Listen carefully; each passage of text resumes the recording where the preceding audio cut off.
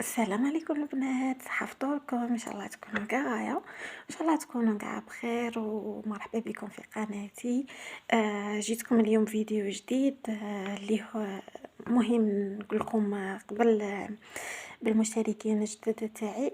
مرحبا بكم، ان شاء الله يكون يعجبكم المحتوى تاعي وان شاء الله تكونوا تستفادوا فاني المشتركين القدم تاعي.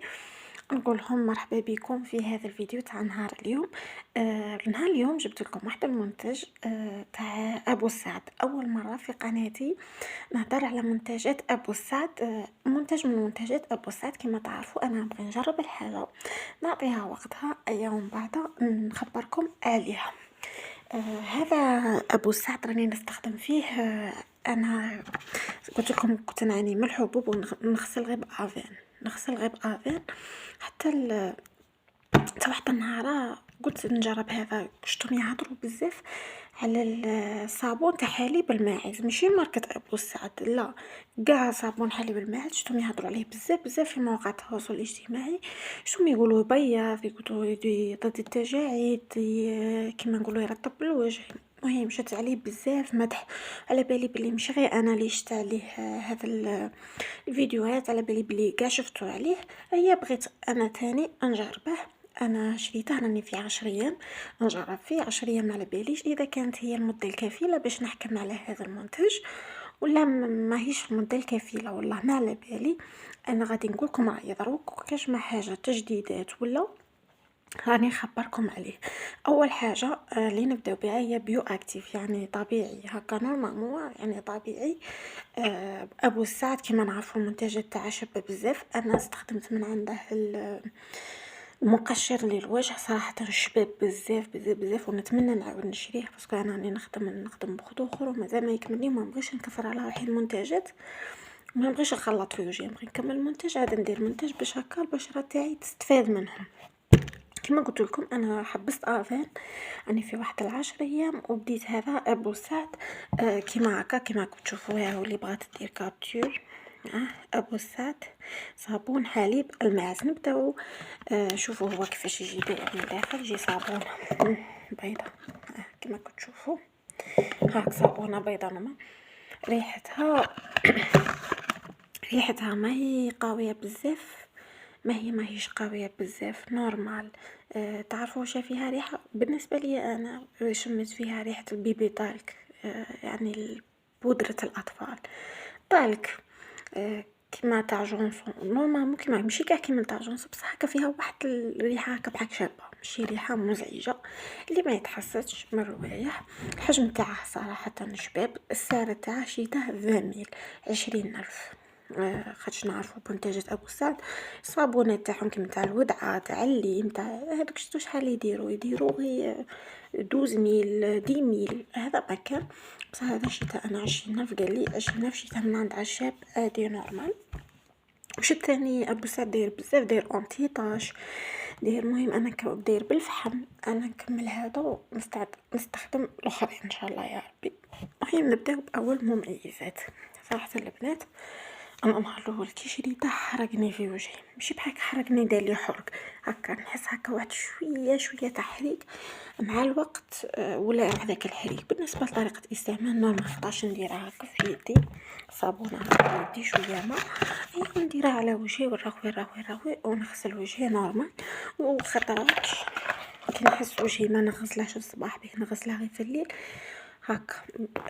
من الضربه الاولى نفخ وجهي شويه ونستخدمها عليكم هكا، نحسها ينقي علامه لله باهينا بلي من مورا اللي نديماكي وجهي نغسل به، ما نغسلش به. انا مع لي رانا في رمضان باينه بلي مانيش ندير مكياج، ندير اونتي سولير وصاي. قلت لكم البنات نشوفوا قال لك هنا طريقه الاستعمال، خاطر كاتب طريقه الاستعمال. نشوفوا المكونات تاعها هي خلاصه حليب الماعز، شادي طلوات صابون من أصل نباتي، زيت اللوز، الجليسيرين، فيتامين، عطر. هو كوجا كاع على العطر علامة، كوجا كاع على العطر علامة. خاطش راكم تعرفوا يقول مش عارف ولا ما على بالي، يقولوا العطور ماهيش مليحة للوجه.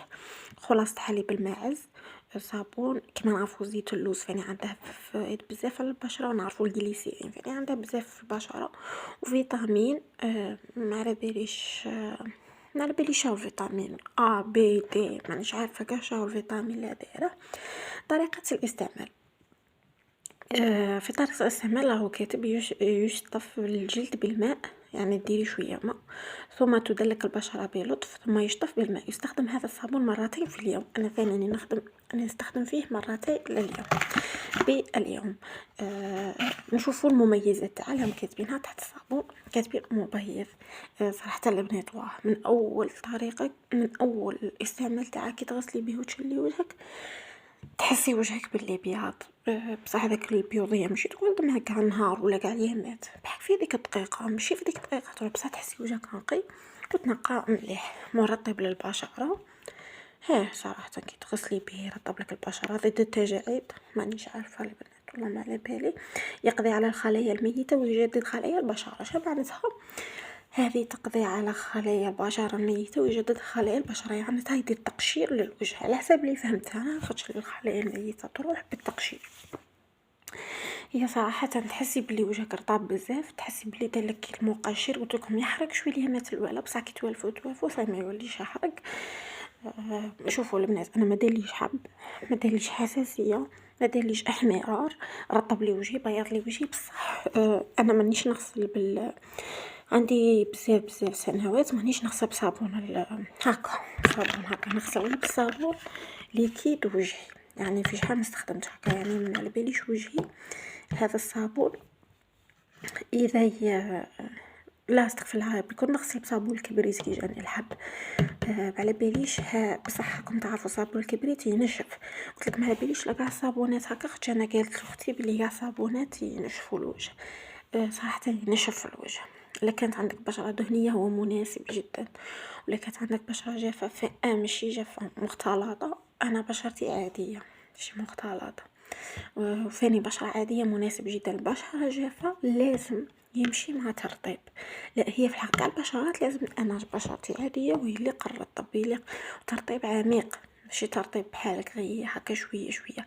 لازم الاخر المرطب تاعك يكون سميك باش يعالج. فاني كنت عارفوا المرطب عنده اهميه بزاف كبيره، قلت لكم لازم مع الترطيب. انا مش عارف لك البشره تاعك جافه، مش عارفه ننصحك به ولا لا، بصح اللي نصحتك به تكوني ترطبي بترطيب شويه ثقيل كيما نقولوا شتو كيما بيبونتين جاي شويه ثقيل، كيما هكا حاجه شويه ثقيله.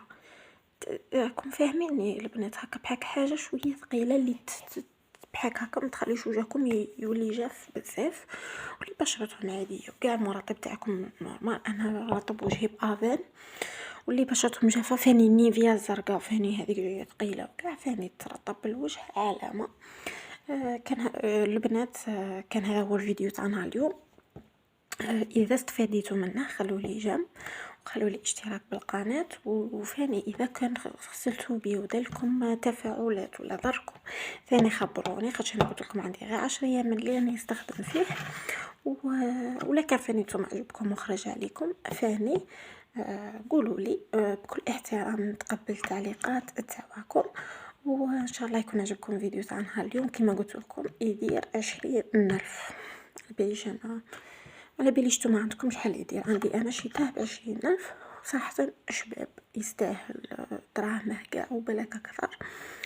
كان هذا هو الفيديو تاع نهار اليوم البنات، ان شاء الله يكون عجبكم، ان شاء الله تكونوا استفاديتوا. الهدف الاول والاخر في هذه القناه هو الاستفاده.